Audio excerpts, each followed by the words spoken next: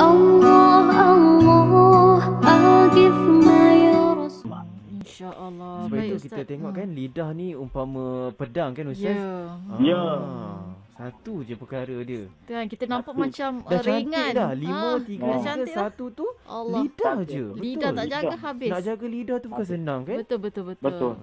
Ya, insyaAllah semoga ialah untuk peringatan kita juga kan. Baik Ustaz, kita nak sambung lagi tapi kita bagi berehat sekejap. Ustaz bolehlah minum air dulu kot. InsyaAllah. Okey Ustaz, kita kembali selepas ini. Okey.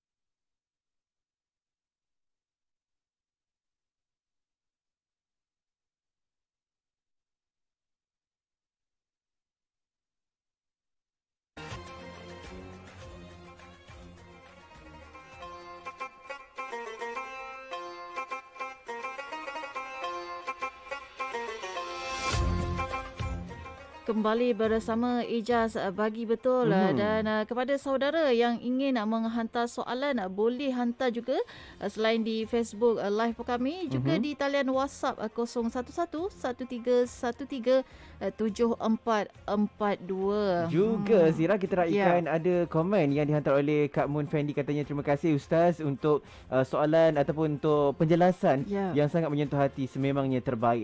Juga kita raikan Ahmad Hisham Sabrani, katanya kenapa tak dengar lagu tu?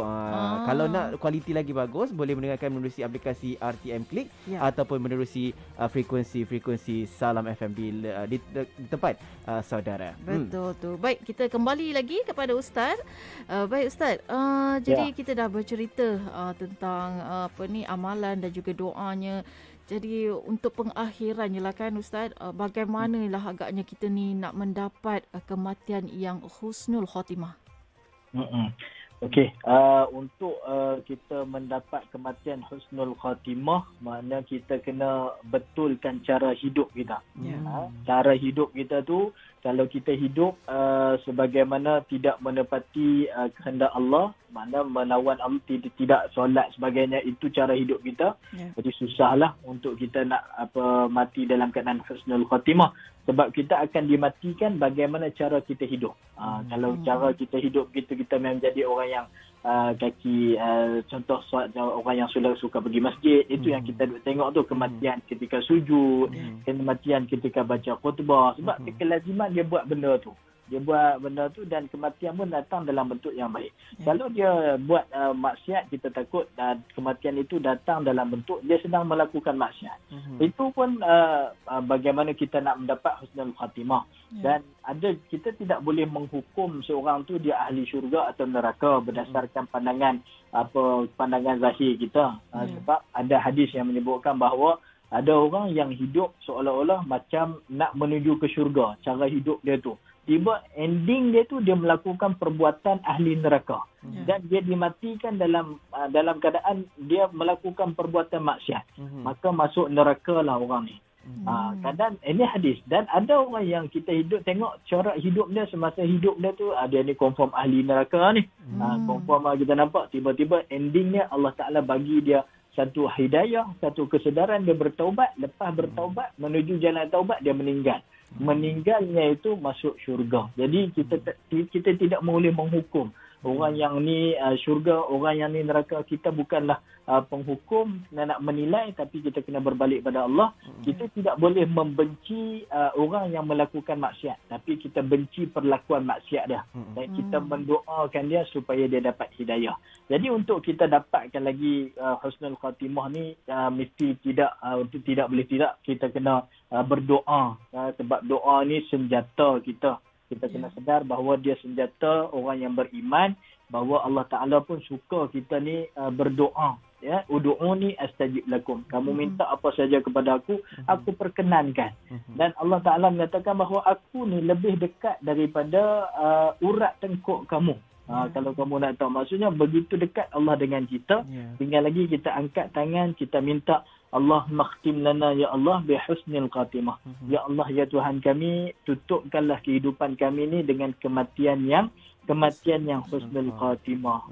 Janganlah matikan kami dalam keadaan su'ul khatimah. Dan untuk kita mendapat kebaikan juga dengan doa ni, secara khususnya ada doa di saat umur 40.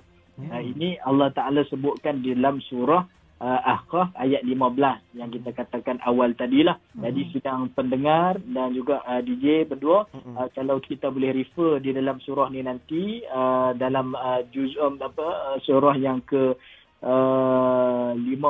Ayat yang ke-15. Surah Ahqaf ayat yang ke-15. Okey. Dia ada sebut di sini, hatta di pertengahan ayatnya tu dia sebut hatta idza balagha ashuddahu wa balagha 40 sanah. Bila mana seorang itu dia membesar sampailah pada usianya 40 tahun. Jelas Allah SWT wa balagha 40 sanah, sampai usia 40 tahun.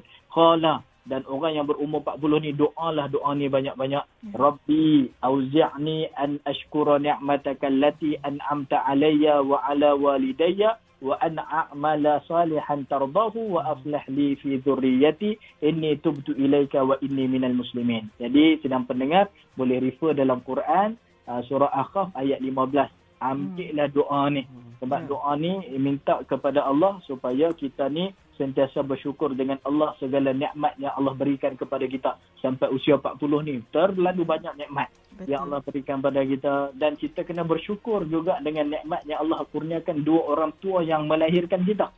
Terima kasih pada mak ayah kita, dan kita minta pada Allah supaya amalan soleh yang kita buat selama ni bukan syok sendiri. Maksudnya minta Allah Ta'ala redha, tardahu, minta Allah Ta'ala redhakan. Dan Allah Ta'ala tolonglah jaga anak-anakku, zuriyati. Kita minta, sesungguhnya ya Allah aku bertaubat padamu dan sungguhnya aku orang yang berserah diri padamu, yakni orang Islam. Tu antara rangkuman doa tu lah.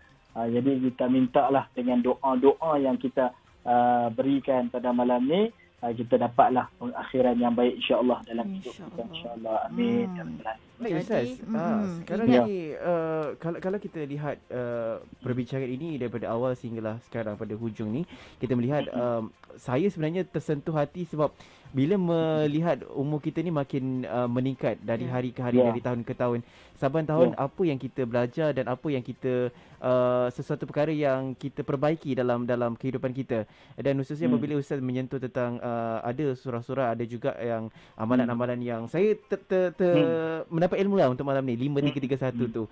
Dan saya sememangnya terkesan sebenarnya sebab kira umur kita meningkat, tapi apa yang amalan kita nak bawa ke sana nanti kan. Betul. Baik Ustaz. Amalan apa satu yang kita nak fokus. Ya betul. Baik Ustaz. Sekarang kita dalam segmen kita nak bersama-sama untuk kita raikan soalan dari pendengar.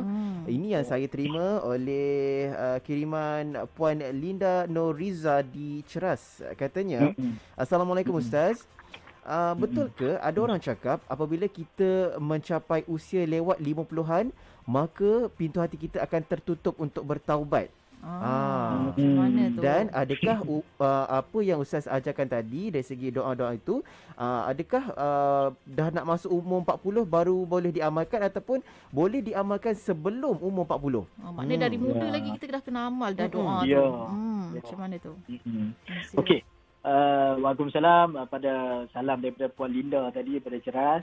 Dan usia lewat 50 dikatakan pintu hati tertutup untuk bertaubat ni tidaklah tepat.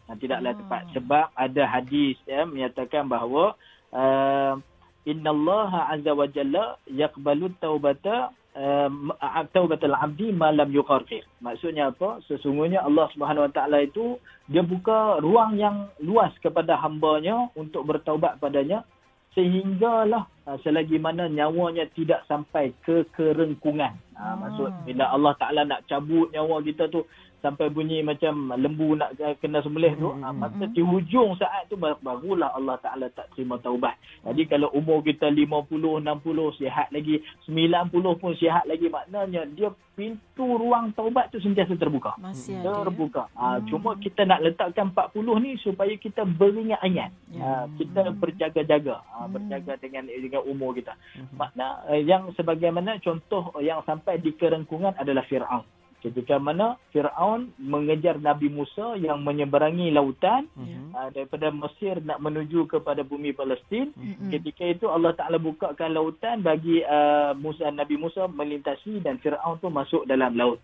Yang kita tahu, dan juga laut itu ditutup Allah, dan ketika mana Firaun yang lemas di lautan itu, Firaun sebenarnya dia kata aku beriman dengan Tuhan Musa. Tapi sudah terlewat di penghujung dah, ruh dia nak dikeluarkan daripada kerongkongan, malaikat Jibril ambil tanah sumbat di dalam mulut Firaun agar dia tidak bertaubat, sebab tak layak pun untuk diterima taubat Firaun pada hujung-hujung tu. Maksudnya sampai ke kerongkongan tu tidak ada ruang lagi untuk bertaubat. So sekarang ni kita ada ruang yang luas untuk bertaubat pada sidang pendengar. Jadi kita mulakan kehidupan kita untuk esok pagi malam ni pun kita dah boleh start dah untuk kita menilai, menghitung diri untuk melafazkan kata taubat, rukun taubat yang kita buat tadi itu. Bakat-bakatlah amalkan supaya tidak terlambat dengan kehidupan kita. Dan soalan yang kedua tadi berkaitan dengan doa kan, adakah nak tunggu 40? Tak perlu tunggu.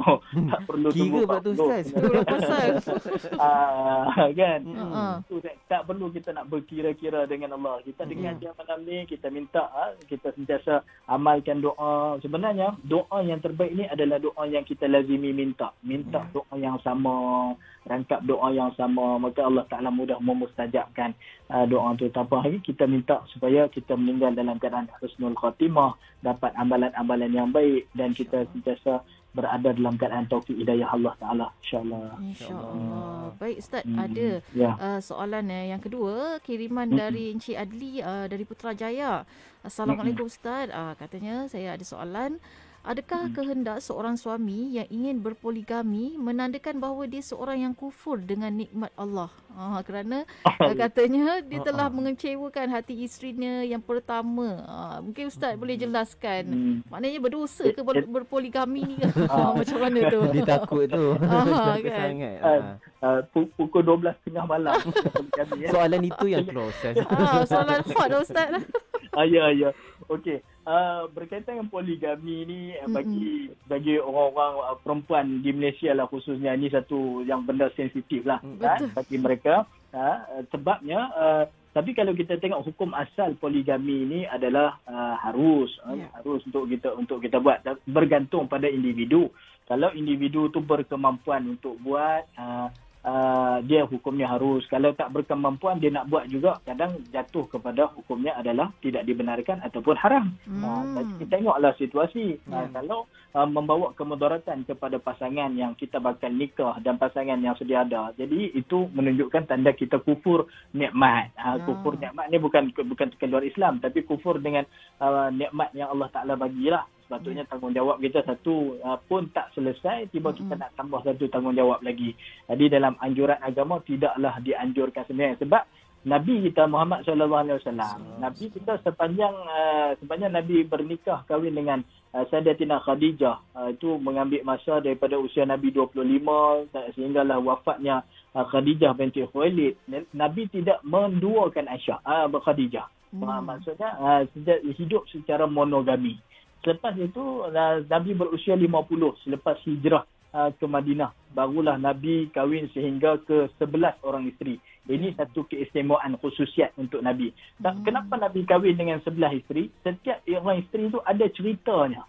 Kenapa Nabi kahwin dengan Saudah? Itu Nabi nak membantu dia. Kenapa Nabi kahwin dengan Aisyah? Itu kerana Nabi nak merapatkan hubungan Abu Bakar dengan Nabi. Kenapa Nabi kahwin dengan Hafsah? Itu nak merapatkan hubungan Omar dengan Nabi. Kenapa Nabi kahwin dengan Juwairiyah, Bani Mustalik? Itu nak merapatkan hubungan antara Bani Hashim dengan Bani Mustalik. Semua ada. Ada dia punya kesan, ada dia punya sebabnya.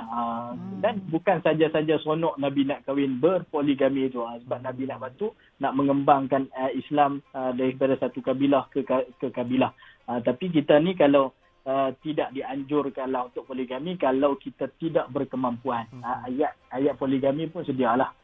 Kalau kamu tidak mampu untuk berlaku adil, maka cukuplah seorang, jagalah dia, itulah yang terbaik. Itu. Syukurlah apa yang ada. Cukup. Okey, baik Ustaz. Kita raikan juga soalan yang kita terima menerusi Facebook Live. Ini kiriman Azizah Anmanja Putri dari Indonesia. Secara ringkas Ustaz, bolehkah Ustaz kongsikan apakah rahsia di sebalik usia 40 Nabi menerima wahyu dan adakah semua Nabi menerima wahyu pada usia 40 tahun? Itu. Usia 40 ni diberikan pada Nabi wahyu itu atas usia matang, atau usia matang. Atas usia matang maksudnya Nabi dah boleh buat keputusan, dah boleh merancang untuk mengembangkan Islam dan sebagainya. Dan untuk soalan yang mengatakan Nabi lain tu adakah usia 40, itu saya tak pasti. Saya kena rujuk balik lah. Sama ada betul ke Nabi Adam tu, sebab Nabi Adam menjadi Nabi seawal dia dijadikan Adam. Dibentukkan Adam tu, dan Nabi Adam ini dijadikan dia di antara umur ahli syurga, di antara umur 30 tahun. Dan berkemungkinan Nabi Adam dia jadikan Nabi adalah pada usia 30 tahun. Maksudnya mungkin di sini saya tak meletakkan secara tepat. Mungkin Nabi-Nabi lain pun bukanlah pada usia 40, sebab mengambil kira kejadian Nabi Adam, umur kita di syurga itu adalah lebih kurang umur 30 tahun. Okey, jadi terima kasih banyak Ustaz. Banyak ilmu yang saya belajar dengan Ustaz ni. Sangat menarik sebenarnya. Betul. Kalau satu peringatan buat kita khususnya apabila kita usia makin menginjak ke depan ni, patutnya banyaklah amal ibadah kita yang kita belajar. Tapi ini makin leka. Kita makin leka dengan dunia sebenarnya Ustaz. Betul. Tak boleh nafikan. Betul. Baik, terima kasih Ustaz untuk bersama kita dalam Ejaz Bagi Betul. Diharapkan apa yang Ustaz sampai kepada kita ini dan kepada saudara pendengar, agar kita sama-sama ambil iktibar untuk kita perbaiki pada masa akan datang. Assalamualaikum Ustaz. Terima kasih banyak Ustaz. Terima kasih banyak kedua DJ. Selamat malam Ustaz. Assalamualaikum. Selamat malam. Waalaikumsalam warahmatullahi. Baik saudara, kita bersama dengan yang berbahagia Ustaz Muhammad Rahim P. Ramli, iaitu penolong pengarah kanan Jawi, untuk kita sama-sama membicarakan diskusi mengenai rahsia 40 dalam Ejaz Bagi Betul. Baik, seperti biasa Fendi selepas rancangan Ejaz, lepas ni kita akan nak bersema santai. Ramai yang telefon, ramai juga yang hantarkan kiriman di WhatsApp. Sabar. Kejap saja lagi kita akan terima panggilan saudara. Sebelum kita nak teruskan ni hiburan untuk malam ini, saya nak tutup untuk Ejaz ni dengan satu mutiara kata. Silakan. Kita terlahir dengan satu cara, namun kematian menjemput kita dengan pelbagai cara. Teruskan bersama Fendi dan Cika Zira hanya di Salam FM. Menjana Minda.